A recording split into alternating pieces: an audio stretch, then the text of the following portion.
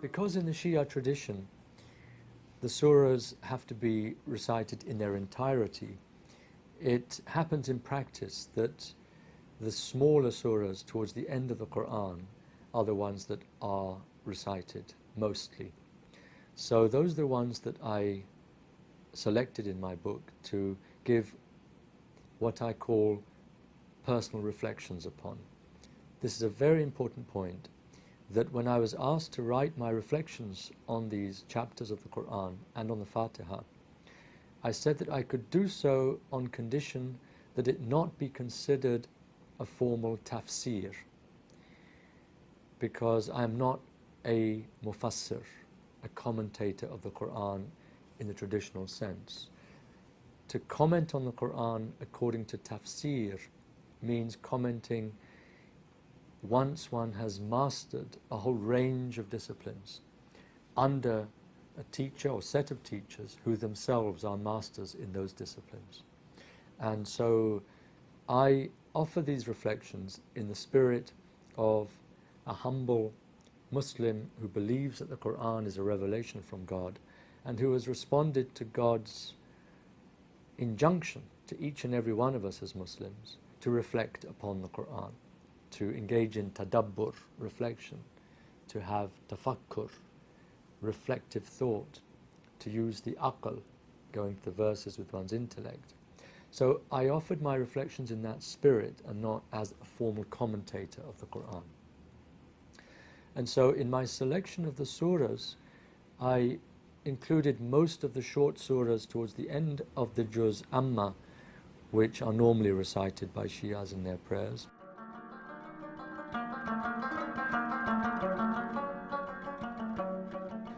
Imam Ali's way of bringing human qualities into conformity with their divine prototypes, how human qualities reflect the divine principles, and how those divine principles are at one with revelation from God and also at one with the revelation that the human being actually constitutes.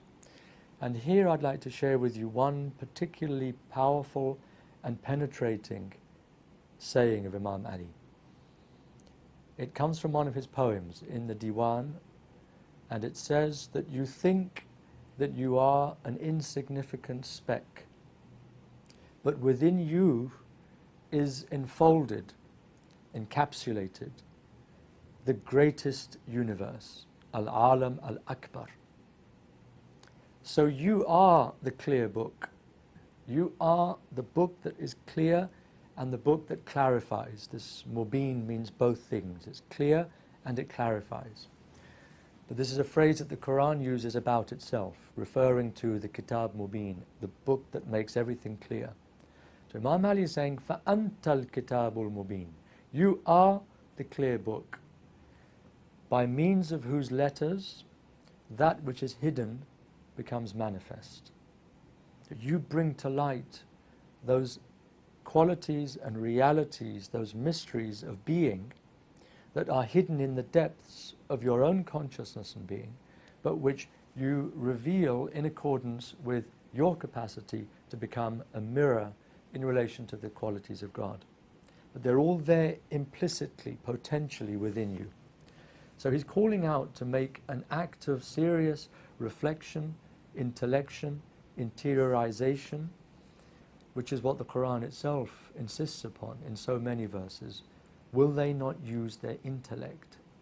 Will they not think with their intellects? And the Qur'an also tells us that the means by which we use our intellect to its fullest potential is through our heart. Do they not have hearts by means of which to use their intellects, the Qur'an says. Not blind are the eyes, but blind are the hearts that are in the breasts. So the eye of the heart has to open if we are to have full intellectual consciousness. And this is what recitation of the Qur'an and reflection upon the Qur'an together help us to do, to open the eye of the heart. And here the stress on the intellect is extremely important.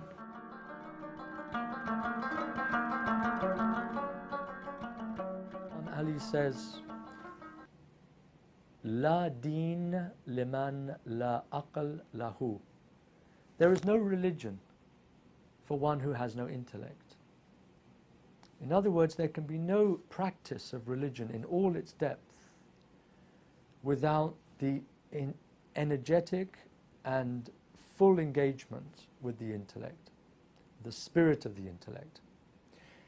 So, if we come to the Qur'anic revelation only with the idea that this is a text for our rational mind to analyze, dissect, and apply, we'll be missing out on a great deal of the richness and the depth and the power, the transformative power that the Qur'an has in relation to our intellect, understood in relation to our heart.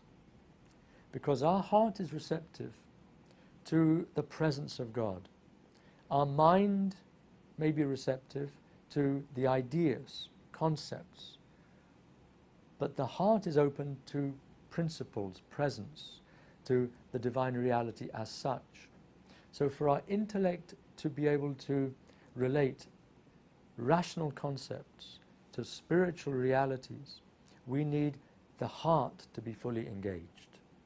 The heart and the intellect together means that we can deepen existentially our understanding of the concepts. If we only use our mind and we go to the text, we will have a certain mental, rational, logical understanding, but it will be divorced from all of those rich spiritual, existential, ontological ramifications, all the depth that goes into the core of our being. If we only have the spiritual aspects and we're not using our mind, then of course we won't be able to have a complete picture either. So the ideal is to bring together an intellectual mode of understanding which has the heart on the one side and the mind on the other. You put the two together and you have a spiritual, intellectual, rational, logical way of appreciating and interiorizing the meaning of the Qur'an.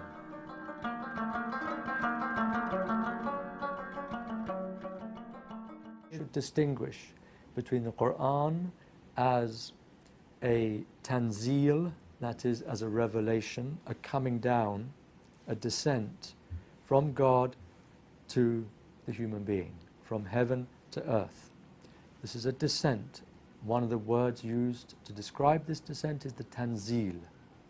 But we also have this term Tajalli, which is the manifestation of God. Not just God's message in words and phrases, but God's presence directly conveyed by the Qur'an itself. And this is one of Imam Ali's most important teachings in relation to the Qur'an, when he tells us that God has made himself manifest. Using this term Tajalli, he is the Mutajalli, he is the one who makes himself manifest by means of the Qur'an. But his creatures do not see it. So we have to make ourselves receptive to the presence that God has placed of his own being in the Qur'an. There's something like the uncreated divine reality being transmitted to us through the very sounds of the Arabic words that the Qur'an is made up of. And that's why so much stress has been placed traditionally upon the beautiful, and not just correct, the beautiful intonation, recitation of the Qur'an according to the rules of tajweed, which make it almost like a melodious, sonoral interiorization of the Quranic message. It's something melodious, it's something poetic without being poetry. It's something musical without simply being a kind of music.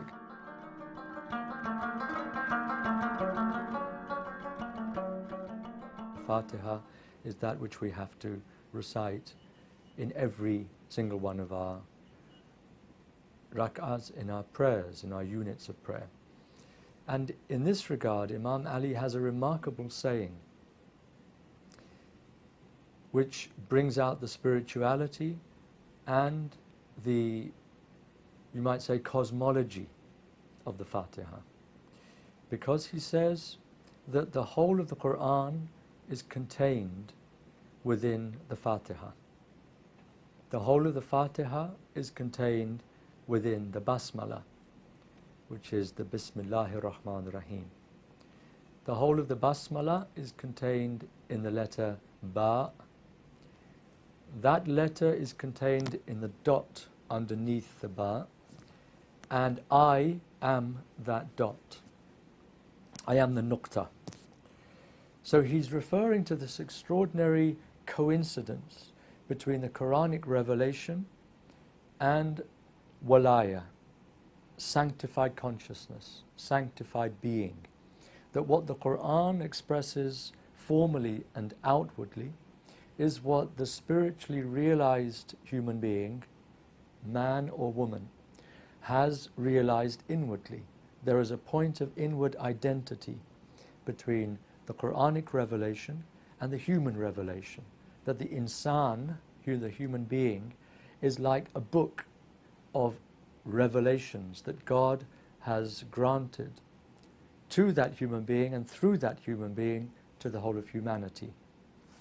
Alhamdulillahi Rabbil Alameen is a verse in the Fatiha which is, as it were, sandwiched between Bismillahir Rahmanir Rahim and Ar-Rahmanir Rahim. So this Rahmah is what begins all things, and that Rahmah is what ends all things, because the Malik Yawmiddin, the master of the Day of Judgment, judges in accordance with Rahmah. That's the quality that overwhelmingly defines his justice. So there are people who will be reciting the Fatiha but will not necessarily be aware of the extent to which this Fatiha is a message of mercy. At the end of the Fatiha, you have the verse completes غَيْرَ الْمَغْضُوبِ عَلَيْهِمْ وَلَا الضَّالِينَ. We're asking to be guided along the straight path, the path of those that you have blessed, speaking to God, not the path of those who incur anger, and not the path of those who stray. Now there are many wrong translations of the Qur'an into English on that verse. So many translators say the path of those whom you have graced, you have blessed. That's correct.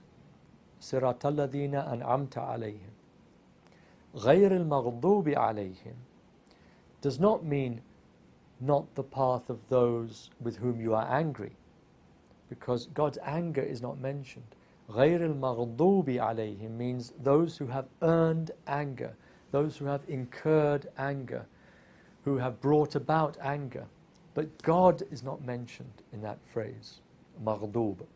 They have anger upon them. Now why this is so important is because the one thing that God does is He graces people. He is not directly mentioned at the end of the Fatiha as the one who is angry, because that anger can also be our own anger, at our own transgressions, our own sins, our own going astray at the end of the verse, وَلَا الضَّالِينَ. Because in the Surah Al-Isra, we're told, the night journey, we're told in this Surah that we will be given on the Day of Judgment a book, and we will be told, read your book. اقرأ كتابك كفى بنفسك اليوم عليك حسيبا. Read your own book. On this day, your soul is sufficient as a reckoner against you. So the soul will gain objectivity on the Day of Judgment. It will know things according to ultimate values. It will see, with the light of the divine consciousness, our own transgression. It will see what I have done wrong. My soul will know what I've done wrong, what I've done right. And so I will have no other need for a judge. My intellect and heart will judge this soul that has committed the sins.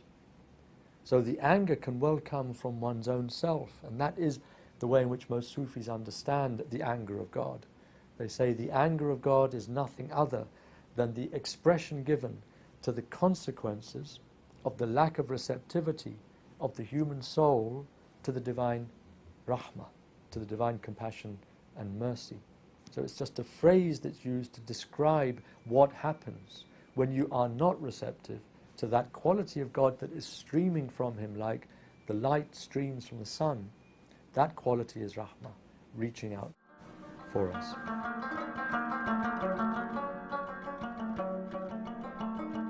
The longest one I chose, which is often recited, is the Surah al-Insan, the surah entitled The Human Being. It's also entitled Time, ad-Dahr, the age or the time. And I chose this surah also for the wonderful light that it sheds on the Ahlul Bayt, the family of the Holy Prophet. The occasion for the revelation of this chapter, by all accounts, Shia and Sunni, there is unanimous agreement on the fact that Imam Ali, Hazrat Fatima, Imam Hassan and Imam Hussein, the four of them were fasting for 3 consecutive days. And each evening when they were about to break their fast, someone more needy than them came along and asked for food. And they gave away their food each night in succession. And this verse specifically describes their act. وَيُطْعِمُونَ الطَّعَامَ عَلَى حُبِّهِ مِسْكِينًا وَيَتِيمًا وَأَسِيرًا. And they feed for the love of God the orphan, the beggar and the prisoner,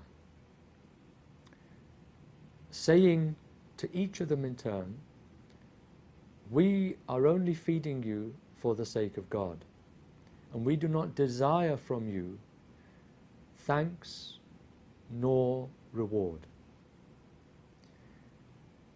La nuridu minkum jaza'an wa la shukura. We desire from you neither thanks nor reward. And this attitude is really one of the most important ethical foundations of the Qur'anic way of life. That what we do by way of goodness to others must be done exclusively for the sake of one's relationship with God. It must be done for the sake of God. If we do any of our actions, either overtly or subconsciously seeking praise, recognition, reward, or gratitude, then we are not doing those acts for God. So in this surah we are given, this comes after several verses in the surah, but here we're given a beautiful, succinct summary, you might say, of the whole message of the Bhagavad Gita, which I mention in the book.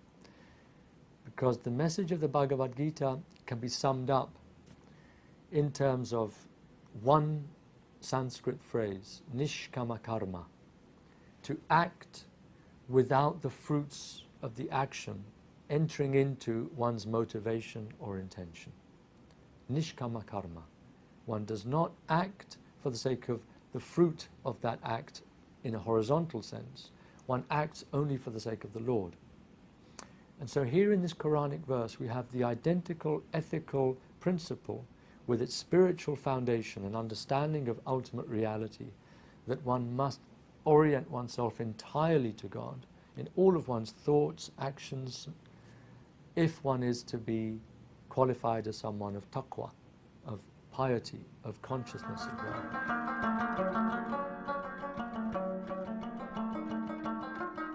And what I've tried to do in this book is to show how the abstract intellectual teachings are made concrete through the very substance of the Qur'an itself, through its sound, through its texture, through its levels of unfolding in accordance with our levels of understanding, our levels of interiorization. The more we go into ourselves in our reflection, the more we will go into the Qur'an in its inspiration. So that it's a coming together of inward, interiorizing reflection and the outward crystallizing inspiration and revelation that the Qur'an gives us. And those two things come together wonderfully in order to shed light on ethics, on sacred history, on the vicissitudes of the soul, on the difficulties of the spiritual life, on the rewards and the joys and the bliss that comes simply through reciting the Qur'an with all one's heart. The majority of the spiritual authorities in our tradition have said that there is a sweetness, a halawa, a sweetness of joy that comes through recitation of the Qur'an that cannot be given in any other kind of experience, in any other kind of spiritual activity. And this is because the Qur'an conveys the divine presence. The divine presence conveys the divine qualities.